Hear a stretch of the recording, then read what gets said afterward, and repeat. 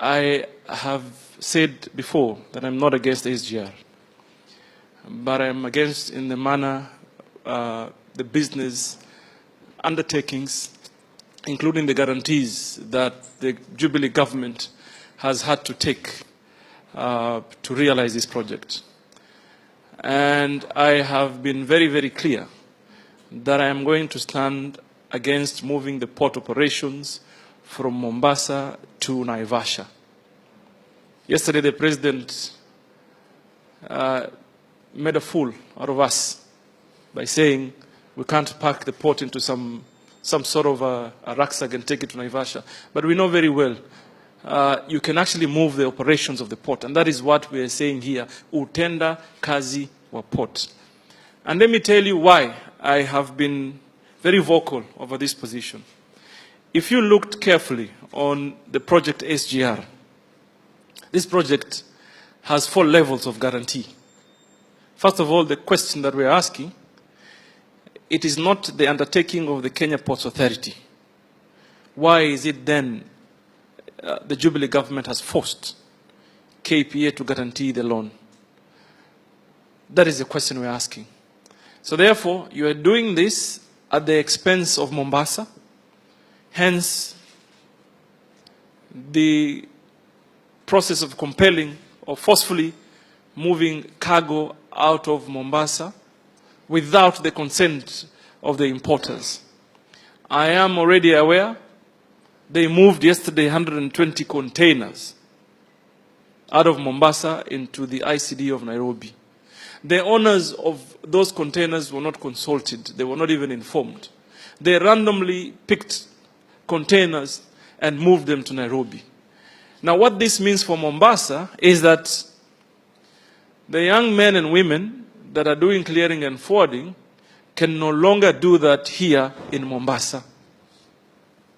So there is some companies that have gone to the port to want to clear some containers, and now they're informed that this cargo has been moved to some ICD facility elsewhere. Now let me tell you, KPA was made to sign an agreement that is called take or pay. The Jubilee government has capped or created a threshold of a certain numbers of containers that shall forcefully be moved by SGR. What that means for us is that the port operations, and I'm particularly interested in what creates opportunities, employment, and business for the people of Mombasa, and by and large, the entire region. So if you were to go with the take-or-pay contract, it means that 80% or more of the cargo that is destined for this port shall no longer be cleared here in Mombasa. What that means for us is that you are killing an entire economy that is to do with port-related business. We are a service economy here in Mombasa. We depend on our hospitality industry. And by and large, if you went to look at statistics, a big number of people that come to Mombasa do so because of the port being here. So we want the Jubilee government to come out very clear. Why is it that they had to get KPA? If there was a loan that needed to be guaranteed, the project is being undertaken by Kenya Railway. Where is the involvement of Kenya Ports Authority? Why force Kenya Ports Authority to sign a guarantee? Why do you create a threshold of a certain number of consignment that must be moved by railway? Why do you tell then KPA if they do not meet the threshold, then they'll be forced to pay the loan? The loan that, in my own opinion, was taken wrongly. We know how mega projects such as those ones are guaranteed. And I'll give you a perfect example. The terminal at KPA was funded by the Japan government. And it is a loan that is being paid back over 30 years. This SGR, close to 400 billion, first phase alone. They went and took a commercial bank loan This is in the terminology that they use is a commercial loan. So therefore, the interest and the repayment plan is normally different from a government to government. So they would have negotiated for a loan that probably would have been repaid over 30 years or close to 30 years. We are going to repay this SGR loan for the next 10 years. It's going to cost us already, I don't know if Kenyans are aware, they have been paying what they call railway development levy. They collected quite substantial amount last year. I'm told this year they've already collected 25 billion shillings. They haven't even told us when they're going to stop charging Kenyans. Even those that have no plans and intentions of using the railway line or the train to move, they're already charging them 1.5%. So when are they going to stop charging us the levy? So these are the pertinent questions that we were going to ask. And then this loan that was taken through the Exim Bank of China with a repayment plan of 10 years, it also had a sovereign guarantee. You know, the government put in a sovereign guarantee. And the other guarantees they have forcefully put in place is the dry port. Let me tell you, they cannot run away from this reality. Acha nikuambie hapa.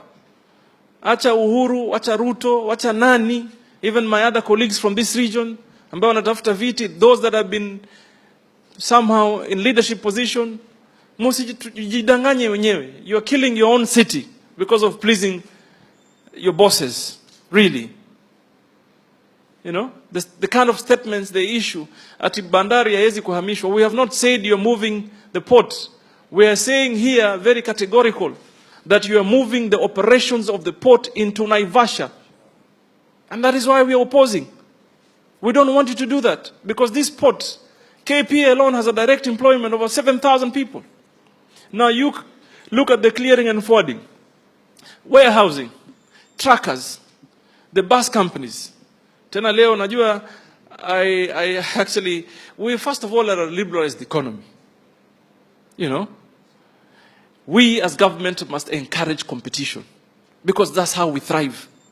So today, you tell me that 80% of the cargo or so, or 90%, shall be moved forcibly by the railway or using the SGR project at the expense of the thousands and thousands and thousands of Kenyans that are employed as drivers, turn boys, mechanics, those that are working in fuel companies, those that are normally changing the tires for the truckers, the entire corridor, because you know very well, Sultan Hamoud, Voi, Mariakani, Mazeras, their economy is thriving because of the movement of goods on that corridor. So why do you want to close it down? So for me, I have said it before, it is not that I'm against SGR, but it must have been done in the right way. Not at the expense of our economy here in Mombasa, and more importantly, at the expense ya ajira ya Wakenya. So I want us to be clear. The government ought to come clean. You know, you want to launch a project with pomp and color, mbwembwe na maridadi. So for me, I was going to take this opportunity to go there and tell them. I was going to tell them. So they stopped me. Fair enough. But they haven't stopped me from talking to you. So I'm going to do this. I'm going to tell Kenyans of what I think about SGR. And it is important for us, all of us, to scrutinize the entire process and what it will take. 400 billion shillings to repay that in 10 years. Unafunga all the kampuni za malori, sasa mabasi pia. And then you know somebody just posted he quantified the processes. He said, first of all, Miritini movement, if you take a taxi from here to the airport, is 1,500. Now imagine taking a taxi from here to Miritini. That is why we had said even earlier, we had an existing railway station in the CBD. Why was it ignored? You know, because they want to try as much as they can to be away. Because Miritini, you pass Bonjo on the other side, we are almost bordering with Kwale. Then the president comes here and lectures us. Jana nasikia ananipiga buku. Mimi sipigwi buku, my friend. Mimi sipigwi buku. I don't work for anybody. I don't work for the president. I only work for the people of Mombasa. And sikuwa huko nenda kuona sura ya mtu. Siani kuangalia sura ya mtu mimi. Sura tunazoona kwenye magazeti na kwenye ma-TV. But like Mheshimiwa Badi has said here, ni uwakilishi. Inaitwa nini? Representation.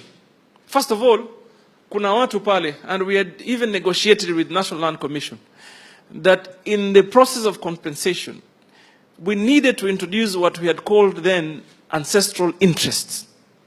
Haiwezekani bana, your great-grandfather, your grandfather, your father probably was buried in the same place, and then one morning you are told to walk away because you have no title deed or any document to prove ownership. Whose responsibility was it to protect the rights of people such as those ones? So that is where we are. I have no regrets, of course. And we are going to be demanding that they come clean. They come clean. Maybe their focus is what we know in this country as kickback. Kitu kidogo, kuchotewa. So they would sign many billions, ndio wapate zao at the expense of me and you.